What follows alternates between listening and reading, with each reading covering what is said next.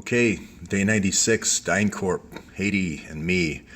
If you've been following the series, we started out looking at the Clinton Foundation and how they spent money in Haiti, and that kind of led to a whole bunch of paramilitary activities that we saw in toppling in taking control of Libya and Syria, as well as some police activities that were questionable, like organ harvesting and sex trafficking by DynCorp.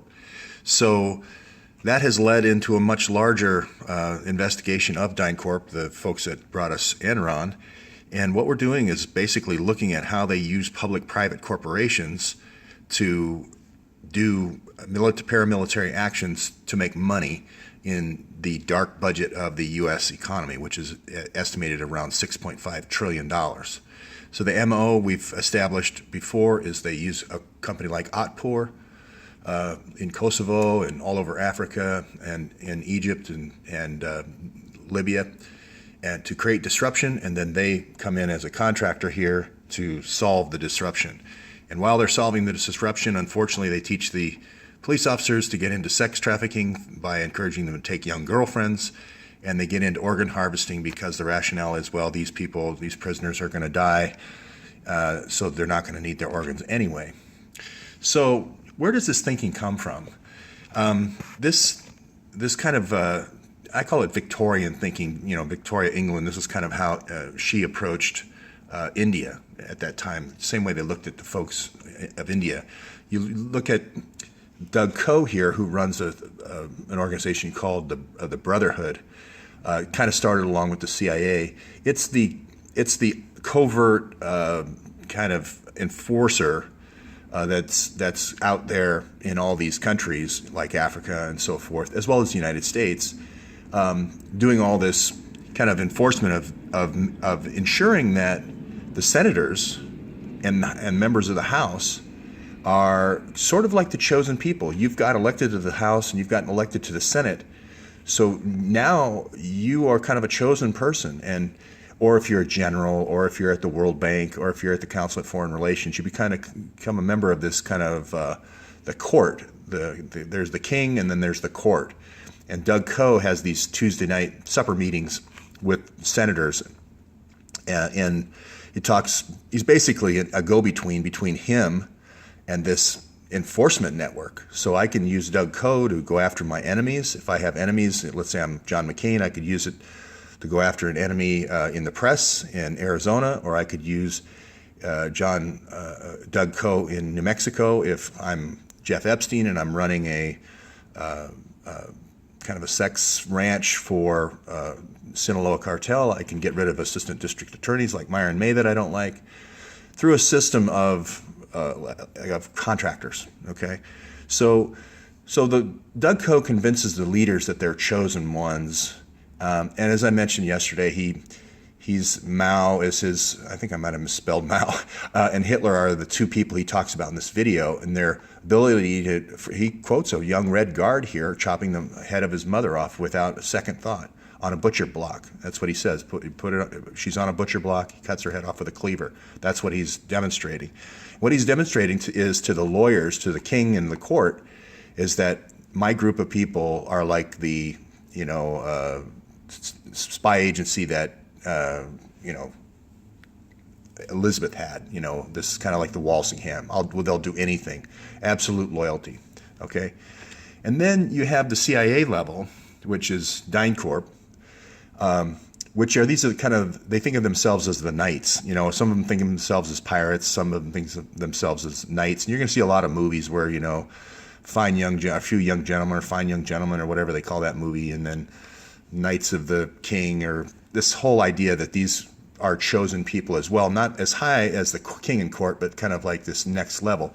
So, as far as taking, the maiden of your choice, no problem. Putting the guys to work in the mines, no problem, because that's the king's will, it's the king's horses, the king's forest, etc. So a lot of things can be justified, and this is the Pug-Winokur thinking. And this is propagated out through JTTF in our U.S. police forces, and it's being propagated out every year more and more, state police forces and federal enforcement, but also to all these foreign governments and so forth. And the idea is it kind of goes back to Elizabethan England. There's the Catholics on this side and there's the Protestants on this side. And if we don't take everything away from the Catholics through asset forfeiture, they're going to come get us someday. You know, the shoe could be on the other foot one day. So we have to have a list of an enemies list, which we have, a terrorist watch list, and we have to have this way of draining the enemy. So that's what you got here. So a very good friend of Doug Coe is Kagame. Kagame is the guy who goes into the country of choice, into Congo, into Burundi, into Sudan up here, into Chad, wherever you want, brings the people all the way back from the Idi Amin days, and he worked for the successor to Idi Amin to create all this, the rape, sex trafficking, the mining, the whole bit. And not only do you make a lot of money for your contributors, but then you go back to Doug Coe, and he brokers the surrender. So basically, Doug Coe is this go-between between Kagame and the senators. So the senators don't want to be seen meeting with Kagame. I guess Bill Clinton has no problem, and Hillary Clinton has no problem being seen with Kagame. Neither does Fareed Zakaria, apparently. But the senators don't want to be seen with this, and they want some kind of go-between. So Doug Coe is kind of your broker for the Senate Senate Armed Services Committee and the Senate Foreign Relations Committee. More the Armed Services Committee, but he's your hammer. And then you send in Doug Coe to say, okay, are you ready to make terms? Okay, so that I can move my resources somewhere else. And these are like these guys are like the town scribe that says the king is, actually doing all these bad things. Well, you just get rid of these people. Now, in our democracy right now, you slow kill them, but if we take away enough privileges from the Constitution, then they just get red teamed like they did in Chile or whatever. So, and you use groups like this to do it. You use groups like Christians in Action, Catholics in Action, and so forth, who think they're doing the right thing. You just say, who will rid me of this priest? And then one of these groups will be more than happy to do it and get their bounty. So a couple of things on breaking news. A group of 6 human rights organizations came back from Syria just recently and spoke at the UN, kind of like Ava Bartlett did about a month ago. And they all concur. They all across the political spectrum, they all say this is going on. The rape of the kids being sold, the kids having their heads cut off. Basically, they cut off the head of the kid that's least marketable to scare all the other kids in the group. And also, it could be that they're bombing these old locations because they're trying to destroy the records, because they don't want to have this face of this child out here like this that can be matched up with a sheik in Qatar or UAE or AUE. So that's why even in America, where they're trying to move from hijab to, introduce Americans with, partially covering the face, and then they go to the full burqa. So these kids could never be identified. So again, this is just like, the psychology here with DynCorp is, well, you're going to die in the mines or else you're going to die in prison. Yeah, pillow on the face, and then we'll move on because we're busy. So Kagame's your guy, and here's what Kagame does. He's the one who's doing the organ harvesting. And I'm going to say right now, the same people, the same burqas that soldiers that did this and did the ivory trading in the national park there in Rwanda are going to be the same units in Haiti. That's why I say it keeps coming this way. And then Chicago's next. If it doesn't already exist. And I know everybody's saying Homan Square. I'll get to Homan Square and the secret prison there. So look for bodies here in Haiti, near this area. If you dredge that area, you're going to have the same evidence that you had of organ harvesting that you in Rwanda. Okay. So, like I said, Clintons don't mind, being openly seen with organ harvesters, but I didn't write the report that Carla Del Ponte said that called out Kosovo, called out Rwanda, called out Croatia, called out Albania. We have the George Soros letter that they were going to do the whole Romania thing all over again, which is store the kids and sell them off with the Jeffrey Epstein photo display, on the coffee table, laid out the photos. So everyone's saying Stanley McChrystal, get to the whole death of Michael Hastings, and you're going to find Stanley McChrystal is a part of this Team Rubicon as well. So you're going to see this is going to be a kind of the generals club. And then I think Peter Thiel here is with, and that should be Palantir. I'm sorry I misspelled it. I did a show last night that kind of explained how Palantir is kind of the next upgrade from Prism. And then I just heard that, I said that a couple days ago, I just heard that Edward Snowden just said that. So it's nice to have the verification and confirmation. But Palantir is the back door into all the law enforcement agencies around the world. And teams like this are going to be dispatched to take out people already I think in a lot of mass shootings are covered by a sniper group like this. This is the Hollywood billboard. There's another group of people that aren't all square-jawed and so forth that are really the kind of the blood end of this thing. And keep the cards and letters coming about other contracts that DynCorp has. So here's an interesting thing with the resignation of those State Department folks yesterday. There was 4, I think, Patrick Kennedy and Victoria Nuland. This goes out to the senators and congressmen that Doug Coe likes to have over for dinner on Tuesdays. We'll call this our brunch or coffee talk. This is our coffee talk time between the senators and congressmen and the World Bank and CFR people. These folks in these different agencies, and I'm going to include Russia, England, and France in on this, they can pull out an email on you at any time. The same extortion information that Hillary has, they now have. So if you're going to make an anti-Israel vote, Israel can just let that out, or an anti-China vote, or a pro-China vote, or any kind of vote. And remember, she doesn't have just the sex stuff. She's got your private conversations and making deals. She's got it all. So this is the treasure trove.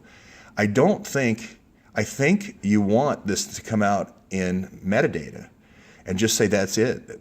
That's the end of it, and because you don't want to be surprised later. That's the problem. You don't want to be surprised later. And they're going to use it against you. So everyone in the U.S. Congress is compromised right now, not just Trump, not just the State Department, not just the FBI, not just DHS, everybody.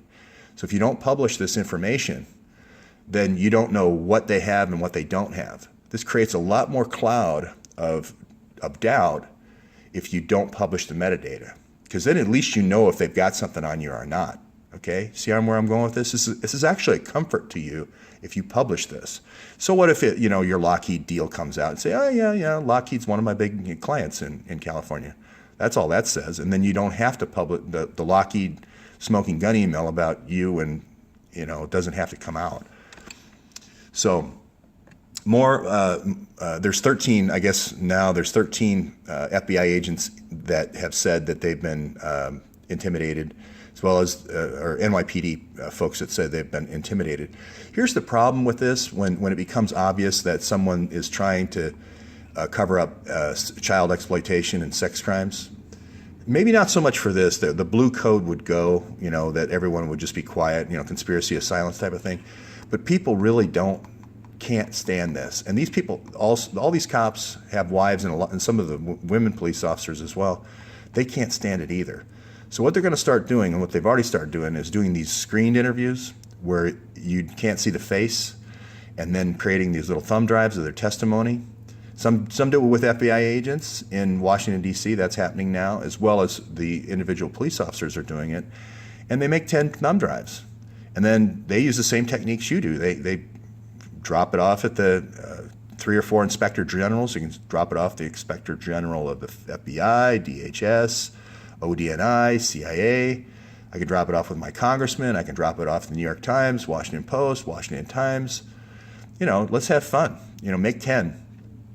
So if anybody knows a good 10-pack for the thumb drives, just have your kid take them in there, or your neighbor's kid, and pay him $10 to run it around. If you don't care about your identity being known, then do it. Send a letter, send a certified letter to all these people, or you can post a letter to your website or Facebook, and then copy in the tweet, copy all these people.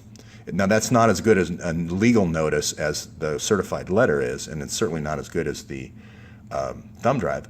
But eventually, if you get the information to these outlets, somebody's going to publish it, and then it's out there, and it has a life of its own once it's out there. So again, I say, just put the 650,000 out, and then you kind of limit this, constant suspense. So you're going to see more of this. You're going to see people in the State Department especially. The problem with being a part of a conspiracy is if one person commits a murder, let's say, or is involved in the plotting of a murder, the felony murder rule means you're all in it. You're all in it. You didn't step forward and come forward. The felony murder rule is you're all in it. So we're not talking about just a USAID used to a truck to be shipping arms for oil. We're talking about a murder. So you're in it if you don't get out of it. And the only way to get out of it is to show law enforcement that you tried to give this thumb drive to the AG, and they are the ones that sat on it. That's giving notice. Once you give notice, you show your intent, that you made a reasonable effort, and therefore that's exculpatory for you. So you're not going to be doing time. That's going to be good information for the jury to hear, that you tried to stop this. I'm going to end it right there, but there's going to be more coming out of this.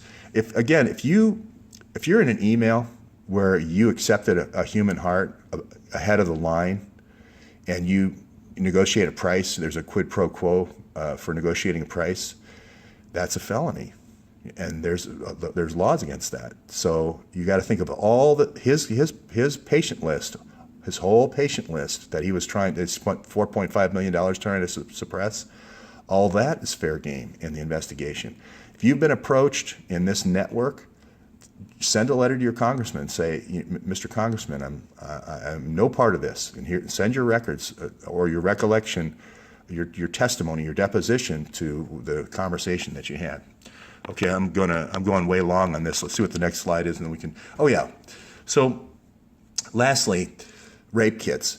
If you have a prowler team out there that has this kind of CIA ability to gas an apartment or a home, and a woman thinks that she's been raped in her sleep, drug raped, there's the rape kit controversy where there's 20,000 rape kits that will go to this common center that didn't get processed, and they've been sitting on them for 7 years and so forth. Go get that kit and get that DNA, because that is also going to come out at the trial here. So this is, again, it's better to resign than have this tidal wave hit you, because when it hits, the whole country will flip right at once. Somebody will break the story. Cy Hirsch will break the story, or Brian Ross at ABC will break the story. Some big journalist will break the story, and then you're screwed. Then everybody goes down. Take the halfway measure out now with a slap on the wrist, and then everybody moves along and has a good retirement and so forth. So, like I said about the hearts, watch out, because these emails are going to be the smoking guns for the human organ trafficking trials. So, okay, that's it for today.